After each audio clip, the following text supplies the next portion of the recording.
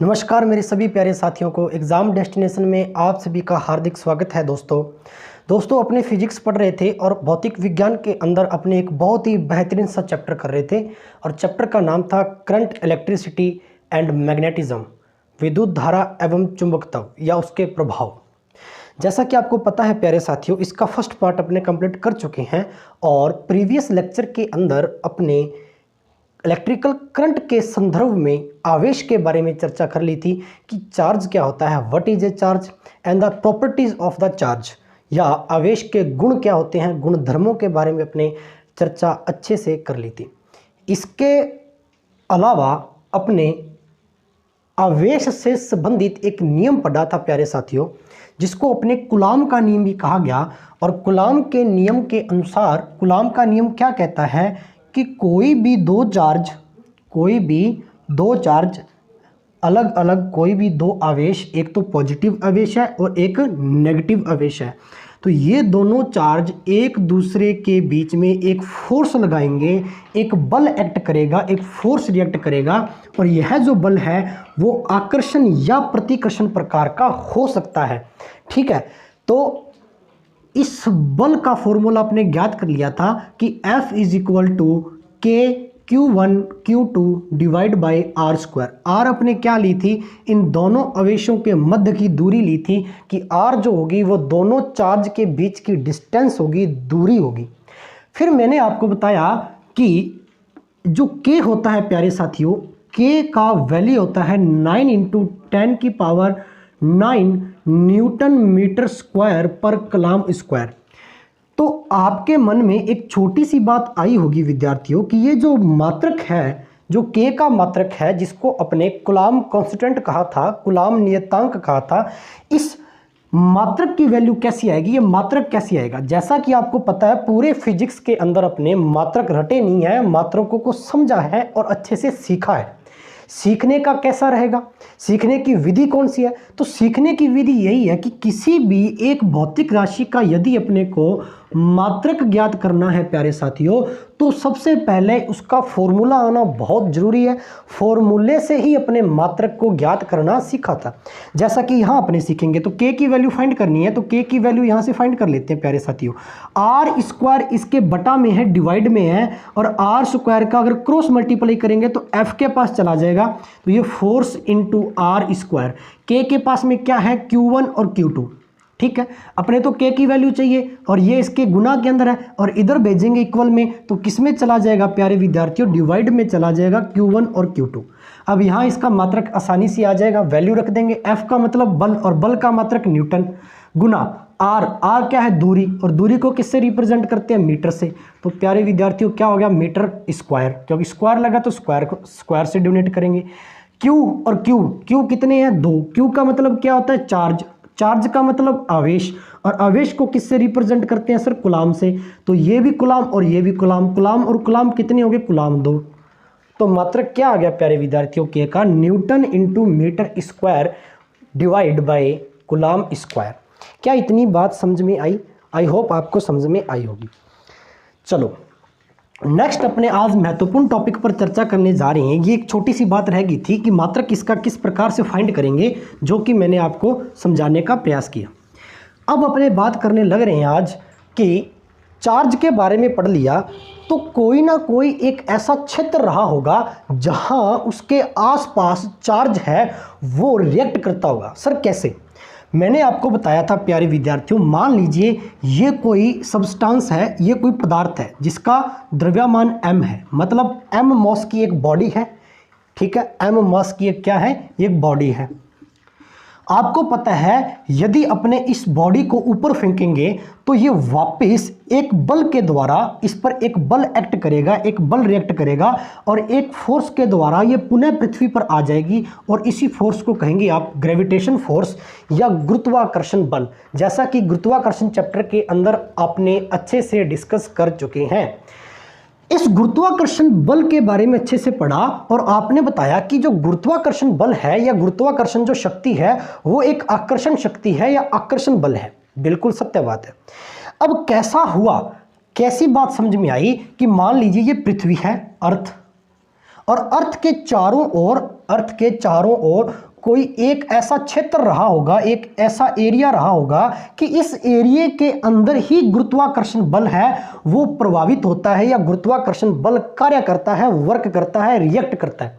यदि इस gravitation field से, इस गुरुत्व क्षेत्र से वस्तु पार चली जाए तो वो पृथ्वी पर या जमीन पर लौटकर नहीं आती। और ऐसी घटना कब होती है? जब अपने वस्तु को पलायन वेग देते हैं, एस्केप वेलोसिटी देते हैं। मैंने अच्छे से समझाया हुआ है, अर्थात 11.2 किलोमीटर प्रति सेकंड की रफ्तार से के वेग से यदि अपने यहां से फेंकते हैं, इसका मतलब क्या हुआ? 1 सेकंड के अंदर 11 किलोमीटर की रफ्तार से यदि वस्तु को फेंकते हैं तो वो अर्थ का जो ग्रेविटेशनल फील्ड है, जो गुरुत्व क्षेत्र है, वो पार कर जाएगा, वापस लौटकर नहीं आएगा। इसका मतलब क्या हो गया? यहां से एक बात सिद्ध हुई कि अर्थ के चारों ओर, इस पृथ्वी के चारों ओर कोई ना कोई एक फील्ड होगा, एक क्षेत्र रहा होगा जिसको ग्रेविटेशनल फील्ड कहते हैं, जिसके अंदर वस्तु पर आकर्षण शक्ति लगती है, एक बल कार्य करता है। वैसे ही आवेश की बात करने लग रहे हैं। ठीक है, आवेश को समझाने के लिए मैंने थोड़ा सा ग्रेविटेशन के बारे में बताया, इस चीज़ों को रिलेट करते हुए पढ़िए। ऐसे ही कोई ना कोई क्षेत्र होता है आवेश के चारों ओर का, जिसके अंदर आवेश क्या है? एक बल का अनुभव करता है, एक बल महसूस करता है। इस क्षेत्र को कहते हैं, उस आवेश का या उसका विद्युत क्षेत्र, इलेक्ट्रिकल फील्ड, विद्युत क्षेत्र, इलेक्ट्रिकल फील्ड। तो मेरे प्यारे विद्यार्थियों, इलेक्ट्रिकल फील्ड किसे कहते हैं? इलेक्ट्रिकल फील्ड क्या होगा? किसी भी आवेश, मान लीजिए कोई चार्ज पड़ा है, यहाँ पर कोई भी चार्ज है, ठीक है, कोई चार्ज है, आवेश। इस आवेश के चारों ओर, इसके चारों ओर, इस समुदाय के चारों ओर का वह क्षेत्र जिसके अंदर कोई अन्य आवेश, कोई भी आवेश है, मान लीजिए ये पड़ा, इसको क्यू 0 से डोनेट कर देते हैं, क्योंकि अगर इसको क्यू से डोनेट करेंगे तो एक जैसे लगेंगे। अलग से दर्शाने के लिए इसको मैंने Q0 लिख दिया। अब ये कोई भी अन्य आवेश है, जैसे ही इसके क्षेत्र के अंदर आएगा, जैसे ही यहाँ आएगा तो इस पर एक बल रिएक्ट करेगा, एक फोर्स लगेगा। इस फोर्स के द्वारा ये इस आवेश के पास खींचा चला आएगा या आकर्षित हो जाएगा। ठीक है, तो इस आवेश के चारों ओर का ऐसा क्षेत्र, लिखते चले जाना, नोट करते चले जाना, कि किसी भी आवेश के चारों ओर का वह क्षेत्र जिसके बाद या जिसके अंदर कोई अन्य आवेश आकर्षण या प्रतिकर्षण बल अनुभव करता है, महसूस करता है, ऐसा क्षेत्र विद्युत क्षेत्र कहलाता है, इलेक्ट्रिकल फील्ड कहलाता है। चलो, ये तो बात अच्छी हुई कि आपको इलेक्ट्रिकल फील्ड, आई होप आपको समझ में है।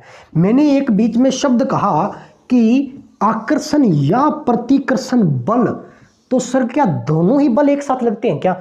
ऐसा नहीं होता प्यारे विद्यार्थियों। मैंने आपको प्रीवियस लेक्चर के अंदर बताया था कि अगर चार्ज पॉजिटिव है और दूसरा चार्ज भी पॉजिटिव है तो इन दोनों के मध्य प्रतिकर्षण बल लगेगा, एक दूसरे को रिपाइल करेंगे मतलब एक दूसरे को दूर फेंकेंगे, प्रतिकर्षित होंगे। अगर चार्ज एक पॉजिटिव और दूसरा नेगेटिव है तो यह जो होंगे वो एक दूसरे को अट्रैक्ट करेंगे, आकर्षित करेंगे, एक दूसरे को अपनी ओर खींचेंगे। तो मैंने कहा था कि अगर एक जैसे आवेश है तो उनके मध्य प्रतिकर्षण फोर्स रिएक्ट करता है, और अगर दोनों ही आवेश अलग अलग है, ठीक है, भिन्न भिन्न आवेश है, विजातीय आवेश है, तो दोनों के मध्य आकर्षण शक्ति कार्य करेगी, आकर्षण बल कार्य करेगा। क्या इतनी बात आपको समझ में आई? ऐसे ही यहाँ पर होगा प्यारे विद्यार्थियों कि मान लीजिए कुछ इस प्रकार से मैं बात आपको समझाने का प्रयास कर रहा हूं कि एक तो चार्ज अपने पास पॉजिटिव, एक चार्ज अपने पास पॉजिटिव, एक चार्ज अपने पास नेगेटिव। क्या इतनी बात समझ में आई? इससे बाहर की ओर एक चार्ज पड़ा है, ये भी पॉजिटिव है और ये भी पॉजिटिव है। ठीक है, तो यहाँ जो जैसे ही ये पॉजिटिव चार्ज इस पॉजिटिव चार्ज के क्षेत्र में आएगा, मान लीजिए ये इसका इतना इतना क्षेत्र है, यहाँ आएगा तो ये इसको खींचेगा नहीं, ये इसको दूर फेंकेगा, प्रतिकर्षित करेगा, रिपाइल करेगा। ठीक है, इसको दूर फेंकेगा ऐसे।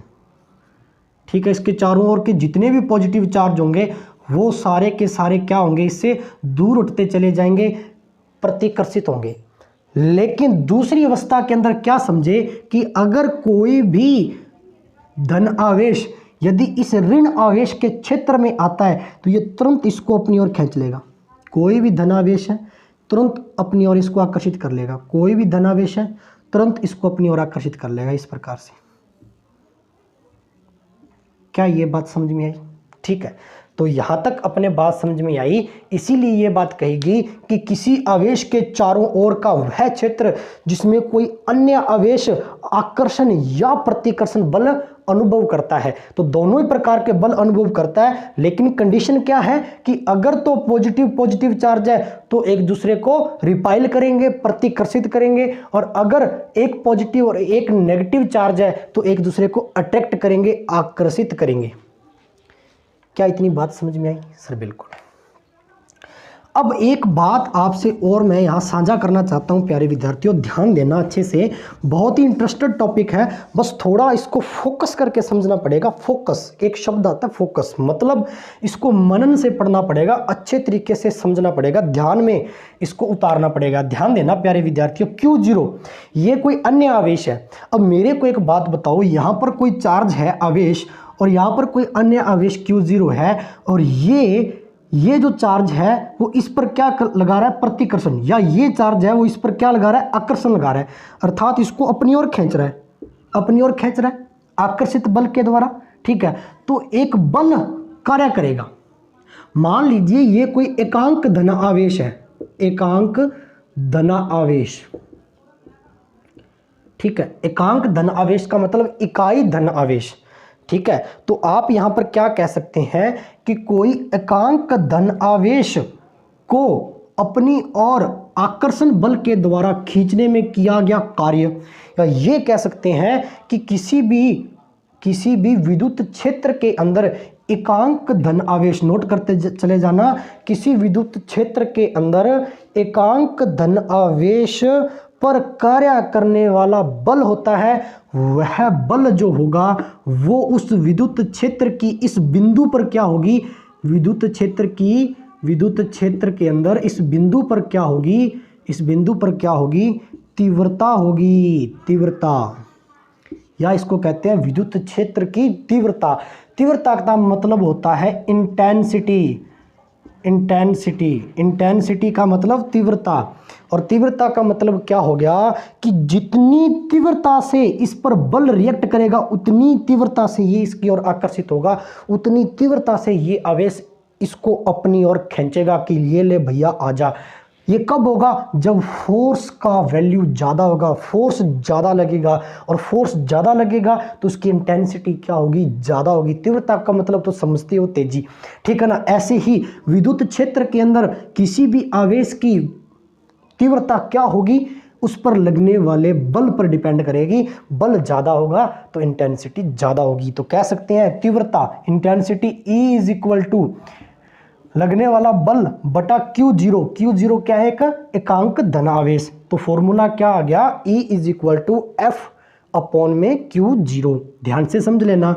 अब इसका यूनिट फाइंड करते हैं। मात्रक किससे मापते हैं सर? तो बल को किससे मापते हैं सर? न्यूटन से, डिवाइड बाई Q क्या है? आवेश। आवेश को किससे मापते हैं? कूलाम से। तो मात्रक क्या आ गया? न्यूटन पर कूलाम, न्यूटन पर कूलाम। क्या मेरी इतनी बात आपको समझ में आई? क्या इतनी बात अच्छे से समझ में आई क्या? सर बिल्कुल आई। ठीक है ना? तो क्या समझा? इलेक्ट्रिकल फील्ड समझा, विद्युत क्षेत्र, और इलेक्ट्रिकल फील्ड इंटेंसिटी अर्थात विद्युत क्षेत्र की तीव्रता। तो तीव्रता क्या होगी? बल बटा आवेश, बल बटा आवेश अर्थात न्यूटन पर कूलाम। ठीक है, चलो इतनी बात आई होप आपको समझ में आई होगी। साथ साथ में जो डेफिनेशन बता रहा हूँ उस लैंग्वेज को नोट करते चले जाना, और डायग्राम्स को भी नोट करते चले जाना समझने के लिए। ठीक है ना भाई? साथ साथ में नोट्स बनाने बहुत ही अत्यंत उपयोगी है। अगर आपने चीज़ें अच्छे से समझ ली ना तो आपको बुक के अंदर बहुत आसानी हो जाएगी समझने के लिए। ठीक है ना? यदि आपके मन में है कि नोट्स हमसे नहीं बन रहा या बहुत तेज़ी से मैटर चल रहा है, ऐसा तो है ही नहीं है। अगर फिर भी नोट्स बनाने की इच्छा, या मतलब नोट्स नहीं भी बन रहा किसी भी कारणवश से, तो आप अच्छे से समझ सकते हो मैटर को, और आसानी से अगर समझ में आ गया तो आप किसी भी बुक के अंदर इस चैप्टर को पढ़ेंगे या किसी भी फिजिक्स के लेसन को पढ़ेंगे तो आपको अच्छे से समझ में आएगा as a simple language. Okay, चलो तो प्यारे साथियों यहाँ तक बात समझ में आई होगी। अब अपने पढ़ते हैं विद्युत धारा, इलेक्ट्रिकल करंट या करंट इलेक्ट्रिसिटी, विद्युत धारा, electrical current. Sir electrical current किसे कहेंगे? अब सर ये करंट के बारे में तो हमने बहुत सुना है कि किसी को करंट लग जाता है ना, इस प्रकार की बात। तो करंट का मतलब क्या हो गया, इलेक्ट्रिकल करंट का मतलब यहाँ पर क्या हो गया, इसको समझना है। तो मैंने बताया था कि किसी भी चालक के अंदर, चालक का मतलब या किसी तार के अंदर जिसके अंदर करंट दौड़ता है, चलता है, किसी भी वायर के अंदर, किसी चालक के अंदर, धारावाही चालक के अंदर आवेश के प्रवाह की दर, आवेशों के प्रवाह की दर, और ये समय के सापेक्ष होती है भाई, ये दर होती है, ये क्या होती है, समय के सापेक्ष। ठीक है, तो कह सकते हैं किसी भी चालक के अंदर आवेशों के प्रवाह की दर जो होगी, किसी भी चालक के अंदर आवेशों के प्रवाह की जो दर होगी उसे क्या कहेंगे, अपने इलेक्ट्रिकल करंट कहेंगे। या आप इसको ऐसे लिख सकते हो, rate of flow of charge is known as electrical current. ठीक है, तो कह सकते हैं कि the rate of flow of charge, तो rate of flow of charge अर्थात आवेश जब प्रवाहित होंगे किसी भी तार के अंदर, प्रवाहित का मतलब आवेश जब दौड़ेंगे, चलेंगे, तब ही करंट उत्पन्न होगा, अन्यथा करंट उत्पन्न उस वायर के अंदर नहीं होगा। तो समझ सकते हैं इस बात को कि धारा को I से डोनेट करते हैं, धारा का मतलब क्या हो गया, इलेक्ट्रिकल करंट या उसका फ्लो।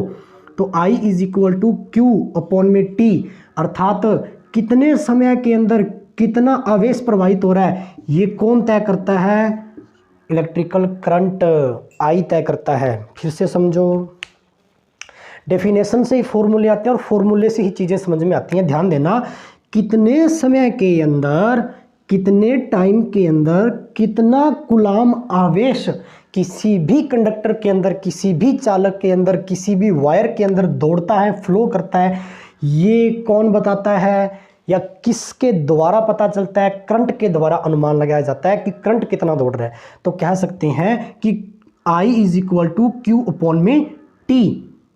Q का मतलब क्या हो गया, आवेश, और आवेश को किससे लिखते हैं, कुलाम से, डिवाइड बाय टाइम, टाइम का मतलब क्या होता है, सेकंड, तो मात्रक क्या आ गया, कुलाम प्रति सेकंड। अब ध्यान देना, विद्युत धारा का एक ऐसा ही मात्रक और होता है, या इसका व्यवहारिक मात्रक और होता है, जिसको बोलते हैं एम्पियर। एम्पियर, समझ में आई क्या बात? ठीक है, इस एम्पियर का मतलब ही यही होता है प्यारे साथियों कि 1 ampere is equal to 1 coulomb divide by 1 second. अब इसका मतलब सर थोड़ा समझा दीजिए।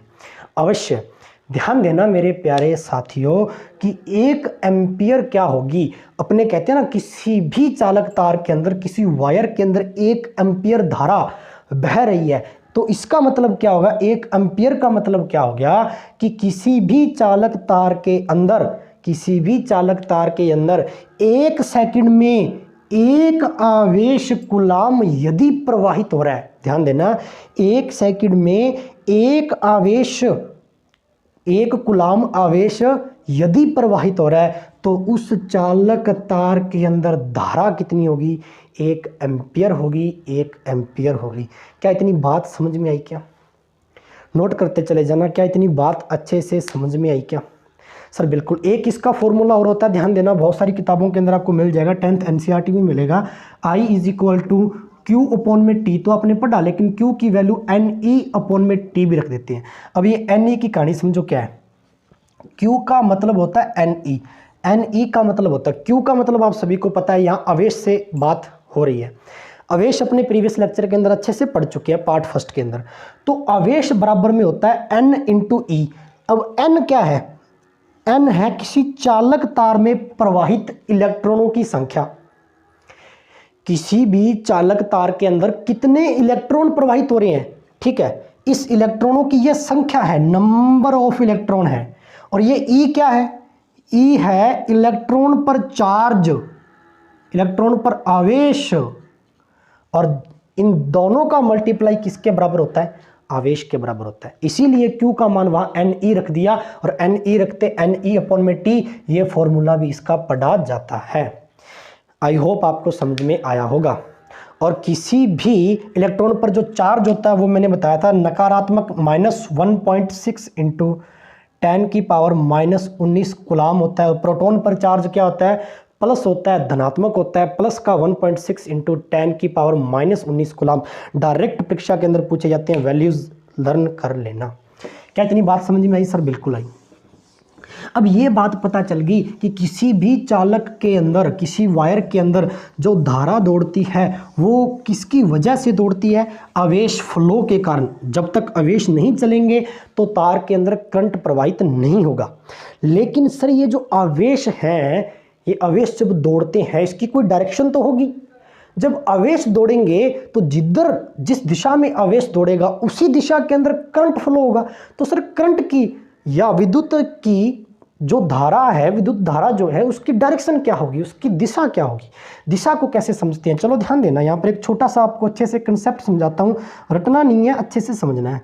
ये एक वायर है, एक तार है प्यारे बच्चों, एक तार है। इस तार का एक जॉइंट यहाँ से, एक जॉइंट यहाँ से, एक वायर ली और इस वायर के सहारे एक बैटरी से इसको जोड़ दिया जाता है और यहाँ पर एक स्विच है या कुंजी जिसको कहते हैं, ये लगा दी। इसको कैसे डोनेट करती? ये पॉजिटिव और नेगेटिव का मतलब क्या? एक बैटरी है, बैटरी मान लीजिए कितनी भी वोल्टेज की है, मैंने मान लिया 12 वोल्टेज की बैटरी है। ये वोल्टेज क्या होता है, वोल्ट क्या होता है, इसके बारे में अभी बताऊंगा, लेकिन पहले इस बात को समझ लें। अब ये कोई तार है, मान लीजिए लोहे की तार है, फेरस की तार है, फेरस आयरन की वायर है। अब ये आयरन की तार है तो ये तार जो होगी वो किससे मिलकर बनी होगी? आयरन के, लोहे के छोटे छोटे एटम से मिलकर बनी होगी, अर्थात परमाणुओं से मिलकर बनी होगी। और एक एटम के अंदर, या लोहे का एटम है या किसी भी मेटल का एटम है, इस एक परमाणु के अंदर इलेक्ट्रॉन भी रहे होंगे जो उस परमाणु के चारों ओर क्या लगाते होंगे? चक्कर, अर्थात नाभिक के चारों ओर क्या लगाते होंगे? चक्कर।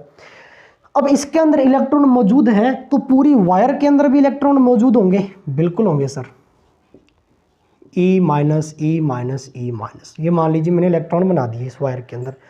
अब इलेक्ट्रॉन पर चार्ज कितना होता है? नकारात्मक, अर्थात नेगेटिव चार्ज होता है। ये मैंने पिछले लेक्चर के अंदर अच्छे से समझाया है क्यों होता है। अब मैं आपको बता रहा हूं कि ये बैटरी का धनायन, मतलब ये बैटरी का पॉजिटिव टर्मिनल है, पॉजिटिव टर्मिनल है, और ये बैटरी का नेगेटिव टर्मिनल है। तो आपने बहुत बार एक चीज़ देखी होगी प्यारे विद्यार्थियों कि करंट का जो फ्लो होता है, धारा जब प्रवाहित होती है उसकी दिशा किधर होती है? पॉजिटिव टर्मिनल से, मतलब बैटरी का जो भाग धन सिरा है पॉजिटिव टर्मिनल से नेगेटिव टर्मिनल की ओर होती है। सर ऐसा ही क्यों होता है? चलो इस कंसेप्ट को अच्छे से समझो और आपको अच्छे से समझ में आ भी जाएगा। अब मेरे को एक बात बताओ प्यारे साथियों कि ये जो भाग है ये इसका धन भाग है या धन टर्मिनल है, पॉजिटिव टर्मिनल है। अब यहाँ से जो करंट बह रहा है, जो धारा आई बह रही है, वो इसके एक सिरे पर क्या पैदा कर देगी? धन आवेश पैदा कर देगी, क्योंकि धन सिरे से बह रही है और इधर जा रही है। और ये जो धारा है आई, इसी वायर की धारा है, इस चालक में से गुजर के वो ऋण टर्मिनल की ओर आ रही है, नेगेटिव टर्मिनल की ओर आ रही है। तो यहाँ जो चार्ज पैदा हो जाएगा, आवेश पैदा हो जाएगा इसके सिरे पर, वो क्या हो जाएगा? ऋण आवेश, अर्थात नेगेटिव चार्ज। अब ध्यान देना एक बात ध्यान देना, मैंने आपको एक छोटी सी चीज समझाई थी, अगर आपको समझ में आई होगी। मैंने बताया था अगर चार्ज नेगेटिव है, अब ये इलेक्ट्रॉन है, अब इलेक्ट्रॉन पर चार्ज क्या भी? नेगेटिव चार्ज है। इलेक्ट्रॉन पर चार्ज क्या है? नेगेटिव चार्ज है। अगर चार्ज नेगेटिव है, आवेश नेगेटिव है, और उसके बाहर भी, उसके क्षेत्र के अंदर, उसके विद्युत क्षेत्र के अंदर चार्ज भी नेगेटिव है, तो ये एक दूसरे को क्या करेंगे? दूर फेंक देंगे, प्रतिकर्षित करेंगे, क्या करेंगे? रिपाइल करेंगे। समान आवेश प्रतिकर्षित करते हैं। तो यहां पर भी तो नेगेटिव चार्ज है इलेक्ट्रॉन का, और इस तार के सिरे पर जो चार्ज उत्पन्न हो रहा है यह भी तो नेगेटिव है। अब ये नेगेटिव चार्ज है तो ये इसको खींचेगा तो नहीं, इस वाले चार्ज को किधर फेंकेगा भाई? दूर फेंकेगा। ठीक है, चार्ज दूर चला गया। अब क्या होगा? अब इस सिरे पर चार्ज कौन सा है, मतलब आवेश कौन सा है? धन आवेश है। और वायर के अंदर जो इलेक्ट्रॉन है, इस इलेक्ट्रॉन पर चार्ज कौन सा है? ऋण आवेश है। तो जो धन आवेश होता है वो ऋण आवेश को अपनी ओर आकर्षित करता है, अपनी ओर अट्रैक्ट करता है। बिल्कुल करता है सर। तो ये जो क्या करेगा, इसके सिरों पर जो चार्ज होगा, पॉजिटिव चार्ज होगा, ये नेगेटिव चार्ज इलेक्ट्रॉन का इसको अपनी ओर खींचेगा, इस डायरेक्शन में खींचेगा, इस डायरेक्शन में खींचेगा, अपनी ओर इसको खींचेगा। क्या इतनी बात समझ में आई? या ये कह सकते हैं कि ये बाहर वाला जो चार्ज है, ये बाहर वाला जो पॉजिटिव चार्ज है, इस वाले नेगेटिव चार्ज को अपनी ओर खींचेगा। ये पॉजिटिव चार्ज है, इस नेगेटिव चार्ज को अपनी ओर खींच रहा है, इस इलेक्ट्रॉन को अपनी ओर खींच लेगा। ये कौन? इसके सिरों पर जो उत्पन्न हुआ है पॉजिटिव चार्ज। ठीक है, तो इलेक्ट्रॉनों की दिशा किधर होगी सर? इलेक्ट्रॉन की दिशा होगी इधर। तो ध्यान कर लेना, किसी भी चालक तार के अंदर इलेक्ट्रॉनों की जो दिशा होगी, इलेक्ट्रॉनों की जो दिशा होगी, इलेक्ट्रॉन जिस दिशा की ओर प्रवाहित होंगे उसकी विपरीत दिशा में, उसकी विपरीत दिशा में, इस दिशा में क्या उत्पन्न होगा? विपरीत दिशा में क्या प्रवाहित होगी? धारा प्रवाहित होगी, धारा, अर्थात करंट प्रवाहित होगा। तो करंट की दिशा किधर से होती है? इसीलिए धन टर्मिनल से ऋण टर्मिनल की ओर होती है, धन टर्मिनल से ऋण टर्मिनल की ओर होती है। मतलब पॉजिटिव से नेगेटिव की तरफ क्यों होती है? क्योंकि ये बाहर जो सिरों पर जो पॉजिटिव चार्ज है, ये इलेक्ट्रॉन को अपनी ओर खींचेगा। अब ये पॉजिटिव चार्ज है, यहाँ इतने से बॉक्स में समझना, ये पॉजिटिव है और ये नेगेटिव है, इसको अपनी ओर खींचेगा तो ये इधर आएगा, इस डायरेक्शन में आएगा जिधर ये दिखाई दे रहा है आपको। तो दिशा इधर हो जाएगी, अर्थात इलेक्ट्रॉन की दिशा तो इधर होगी। तो इलेक्ट्रॉन की विपरीत दिशा में हमेशा क्या बहती है? धारा बहती है सर। तो धारा किधर बहेगी सर? इधर बहेगी। बिल्कुल सिंपल सी बात है। ठीक है, तो धारा किधर बहेगी फिर? Positive to negative. ठीक है, इसीलिए कहा जाता है कि करंट जब बहता है वो धन आवेशों का प्रवाह माना जाता है। ये बात लिख लेना, ये बात लिख लेना, धन आवेशों का प्रवाह, पॉजिटिव चार्ज का फ्लो होता है हमेशा करंट, अर्थात जो विद्युत धारा होगी वो धन आवेशों का क्या होगी? प्रवाह होगी। अब ये धन आवेश है, वो इस इलेक्ट्रॉन को अपनी ओर खींचेंगे और इस तार के अंदर धन आवेशित प्रवाह हो जाएंगे, धन आवेश फैल जाएंगे और ये प्रवाहित होंगे इस डायरेक्शन में। और जैसे जैसे प्रवाहित होंगे करंट क्या बहेगा? मतलब वायर के अंदर करंट बहेगा। ठीक है, इतनी बात समझ। अब एक छोटी सी बात और समझ लो। ठीक है, एक छोटा सा कंसेप्ट और समझ लो, एक छोटा सा कंसेप्ट और समझ लो। कौन सा सर? यहाँ ध्यान देना मेरे प्यारे साथियों, मैंने कहा कि धारा I इज इक्वल टू, इस पर मान लीजिए ये जो आवेश है वो 10 कूलाम बह रहा है, इस वायर के अंदर आवेश है वो 10 कूलाम प्रवाहित हो रहा है। 10 कूलाम आवेश प्रवाहित हो रहा है, वो कितने समय में हो रहा है? मान लीजिए 1 सेकंड में हो रहा है। तो धारा कितनी बहेगी? 1 का भाग 10 में देंगे तो कितना आ जाएगा? 10 एम्पियर। तो धारा कितनी बह जाएगी मेरे प्यारे विद्यार्थियों? 10 एम्पियर धारा बहेगी। तो एक बात आपने बताई नहीं सर अभी तक, कौन सी? कि यहाँ जो बैटरी आपने 12 वोल्ट की लगाई सर, इसका मतलब तो कहाँ आया? इसका तो कोई मतलब ही नहीं निकला, क्योंकि आपने आवेश तो ले लिया 10 कूलाम, समय ले लिया 1 सेकंड के अंदर, तो 12 वोल्ट कहाँ चला गया? इसका क्या यूज हुआ? अभी समझो, इसी का तो सारा का सारा काम है। ठीक है, अभी समझो। तभी तो कहते हैं ना, आपने देखा होगा किसी भी इलेक्ट्रिकल डिवाइस के अंदर बताते हैं ना कि जितनी ज़्यादा बड़ी वोल्टेज की बैटरी होगी वो उतना ही करंट ज़्यादा देगी। एक तो आपने लगा दी 10 वोल्टेज की बैटरी और एक लगा दी आपने 30 वोल्ट की बैटरी। ठीक है, तो करंट किसके अंदर ज़्यादा होगा? आप कहेंगे सर ऑब्वियसली बात है 30 वाली के अंदर। तो इसीलिए तो कहते हैं कि करंट जो होता है, धारा होती है, वो जिस पर वोल्ट ज़्यादा होगा, मतलब उच्च वोल्ट से निम्न वोल्ट की ओर प्रवाहित होती है। ऊष्मा के बारे में बताओ, अभी बता देता हूँ, सारा कंसेप्ट समझ में आ जाएगा। ये वोल्ट की रामायण एक बार छोड़ो, हीट के बारे में बताओ। हीट जब प्रवाहित होती है, मैंने हीट एंड टेम्परेट चैप्टर के अंदर आपको अच्छे से बताया यदि आपने उस लेक्चर को अटेंड किया। हीट किस प्रकार से फ्लो होती है? हीट फ्लो होने का एक ही कारण हो सकता है, ताप अंतर, टेम्परेट डिफरेंस। जैसे मान लीजिए ये 80 डिग्री सेंटीग्रेड है तापमान यहाँ, और यहाँ 50 डिग्री सेंटीग्रेड है, तो ये हीट यहाँ से यहाँ बहेगी, उच्च ताप से निम्न ताप की ओर बहेगी। कब तक बहेगी? जब तक कि ये 50 है वो कितना ना हो जाए, 80 डिग्री ना हो जाए। तो कितनी और बहेगी? 30 डिग्री और बहेगी। 50 में जैसे 30 डिग्री आ जाएगी तो 80 डिग्री सेंटीग्रेड धारा अपने आप ही आ जाएगी, सॉरी हीट अपने आप ही आ जाएगी। ठीक है, तो दोनों की वैल्यू इक्वल होगी। कब हुई? जब हीट क्या होगी, high temperature to low temperature की ओर क्या करेगी, मूव करेगी या ट्रांसफर होगी। ऐसे ही ऊष्मा बहने का कारण ताप का अंतर था, उच्च ताप से निम्न ताप की ओर।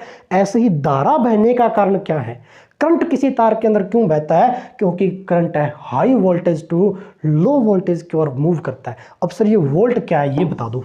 चलो वोल्ट की कहानी समझ लो, ये कंसेप्ट बाद में, सबसे पहले वोल्ट की कहानी समझ लो। प्यारे विद्यार्थियों, एक छोटी सी डेफिनेशन होती है इलेक्ट्रिकल पोटेंशियल। इलेक्ट्रिकल पोटेंशियल क्या होता है, विद्युत विभव। अब सर ये विद्युत विभव क्या है, इसको समझ लो। मान लीजिए ये कोई विद्युत क्षेत्र है, इस विद्युत क्षेत्र पर एक कोई आवेश पड़ा है, कोई भी मैंने पॉजिटिव आवेश ले लिया, पॉजिटिव चार्ज ले लिया। बाहर से कोई इकाई धनावेश Q0, इकाई है, एक है, इसलिए मैंने इसको Q0 से डिनोट कर दिया। Q0 कोई एक एकांक धनावेश है, और ये कहाँ पड़ा अपने को नहीं पता, ये अनंत पर पड़ा है। तो कहते हैं कि किसी भी Q0 आवेश को अनंत से किसी एक बिंदु तक लाने में, अनंत से इस वाले आवेश तक लाने में किया गया कार्य होता है इलेक्ट्रिकल पोटेंशियल, अर्थात विद्युत विभव। तो विद्युत विभव क्या हो जाएगा, V इज इक्वल टू किया गया कार्य बटा में आवेश, क्योंकि इस आवेश पर अपने कार्य किया। तो कार्य कब हुआ, जब ये यहाँ से यहाँ तक आया। कहाँ से आया है, अनंत से आया है। तो अनंत से किसी आवेश को एक बिंदु तक लाने में, किसी विद्युत क्षेत्र के अंदर लाने में किया गया जो कार्य होगा वो क्या होगा, उसका विद्युत विभव क्या होगा। ठीक है, बिल्कुल बात सही है। अब मेरे को एक बात बताओ, यहाँ आपने जो एक बैटरी जोड़ी थी, इसका एक सिरा तो धन था और एक सिरा ऋण था। एक सिरा तो पॉजिटिव था बैटरी का और एक सिरा नेगेटिव था। क्या ये दोनों एक जैसे सिरे हैं क्या? नहीं, ये दोनों सिरे क्या हैं, अलग अलग हैं। बिल्कुल है। अगर ये दोनों टर्मिनल बैटरी के भिन्न भिन्न हैं तो इनके मध्य करंट का कोई ना कोई डिफरेंस भी तो होगा। एक तो पॉजिटिव और एक नेगेटिव है, पॉजिटिव नेगेटिव मतलब कोई ना कोई बीच में डिफरेंस रहा होगा। कि मान लीजिए एक तो प्लस का 20 है, ठीक है, एक तो प्लस का 20 है और एक माइनस का 5 है, तो इन दोनों के बीच में कोई ना कोई तो डिफरेंस रहा होगा। आप कहेंगे सर बिल्कुल रहा होगा, 15 होगा। तो ऐसे ही इन दोनों टर्मिनलों के बीच में कोई डिफरेंस होता है। इस डिफरेंस की वजह से करंट बहता है, अर्थात high volt to low volt. ठीक है, वोल्ट क्या होता है, विभव का मात्रक होता है, अभी बताऊंगा। ठीक है, तो इसीलिए करंट क्या है, अब इन दोनों के बीच में अंतर होगा, तो वो अंतर किसका होगा, इसका अंतर होगा, विभव का अंतर होगा। और विभव के अंतर को क्या बोलते हैं, विभवांतर।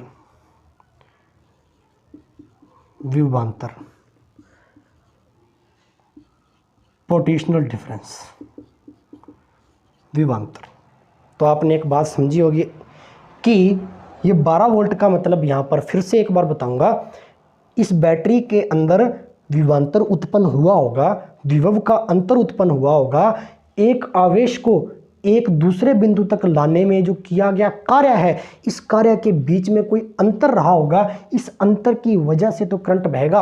अर्थात 12 वोल्ट की बैटरी है तो करंट 12 वोल्टेज जितना बहेगा। अगर यहाँ मैं 50 वोल्ट की लगा दूं तो इससे ज़्यादा करंट बहेगा। 600 वोल्टेज की लगा दूं, इससे और भी ज़्यादा करंट प्रवाहित होगा। फिर से समझो चीज़ को। अब सर विभवांतर क्या है, उसको अच्छे से समझ लो। विभवांतर के अंदर एक छोटी सी बात ध्यान देना, ये तो विभव हो गया, अब समझते हैं विभवांतर। डिफरेंस, इसको डिफरेंस से डोनेट करते हैं, पोटेंशियल डिफरेंस। प्यारे विद्यार्थियों, विभवांतर क्या होगा, किसी भी विद्युत क्षेत्र के अंदर कोई एक बिंदु है ये A और ये दूसरा बिंदु है B, कोई आवेश है Q0, इसको बिंदु A से बिंदु B तक लाना है, बिंदु A से बिंदु B तक लाना है। अर्थात किसी एक बिंदु के सिरे से किसी दूसरे बिंदु के सिरे तक लाने में किया गया कार्य क्या होगा, पोटेंशियल डिफरेंस होगा, विभवांतर होगा। तो यहाँ पर जो विभव उत्पन्न हुआ VA पर, तो VA माइनस यहाँ पर जो विभवांतर उत्पन्न हुआ, सॉरी विभव उत्पन्न हुआ, वो VB होगा। तो किया गया कार्य किसको लाने में, आवेश Q0 को लाने में, तो ये किया गया कार्य क्या होगा, विभवांतर। मोटी मोटी बात ये है, आप ये प्रश्न कर सकते हो मेरे से कि सर विभवांतर का इलेक्ट्रिसिटी में रोल क्या होता है, ये क्या करता है, ठीक है, ये कौन सा रोल निभाता है। तो ये रोल जो निभाता है वो करंट को कम ज़्यादा करने का रोल निभाता है, अर्थात विभव के अंतर को बताता है। इसी की वजह से तो करंट बहता है, ये मान लीजिए यही है जो करंट के कम ज़्यादा होने को बताता है, या करंट इसकी वजह से बहता है, ये बात मान लीजिए, ठीक है। तो इलेक्ट्रिकल पोटेंशियल क्या हो जाएगा, विद्युत विभवांतर क्या हो जाएगा, VA minus VV is equal to, ये VA माइनस VV का मतलब अंतर को दर्शा रहा है, विभवांतर विभव का अंतर, W बटा में Q0। W क्या हो गया, कार्य, कार्य को किससे लिखते हैं सर, जूल से, बटा Q का मतलब क्या हो गया, आवेश, आवेश को किससे लिखते हैं, कूलाम से। ये किसके बराबर होता है, वोल्ट के। तो विभवांतर या विभव का मात्रक क्या हो गया, व्यवहारिक मात्रक, विभवांतर या विभव का व्यवहारिक मात्रक क्या हो गया, वोल्ट। एक वैज्ञानिक थे अलेसांद्रो वोल्टा, उसने विभवांतर के बारे में बताया था, इसीलिए अलेसांद्रो वोल्टा के नाम पर मात्रक रख दिया वोल्ट, ठीक है। तो वोल्ट, अब ये वोल्ट क्या होता है sir, 1 volt is equal to 1 joule divide by 1 coulomb.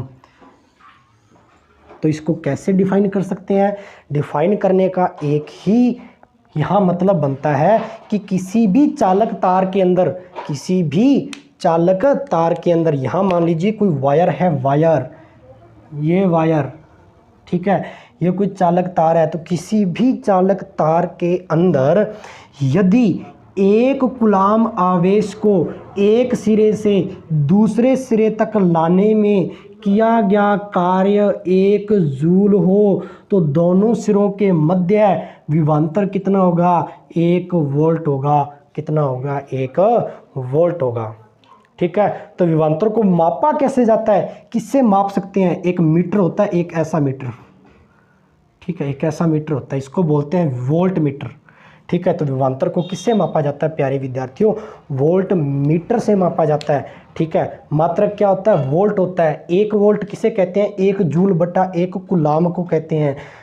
सूत्र क्या हो जाएगा, फॉर्मूला क्या हो जाएगा, W अपॉन में Q0 हो जाएगा, किसका, विभवांतर का। विभवांतर का मतलब क्या होता है, विभव का अंतर, इस वोल्टेज का अंतर, इस वोल्ट का अंतर जिसकी वजह से करंट बह रहा है। इतनी बात समझ में आई क्या सर, बिल्कुल आई, ठीक है।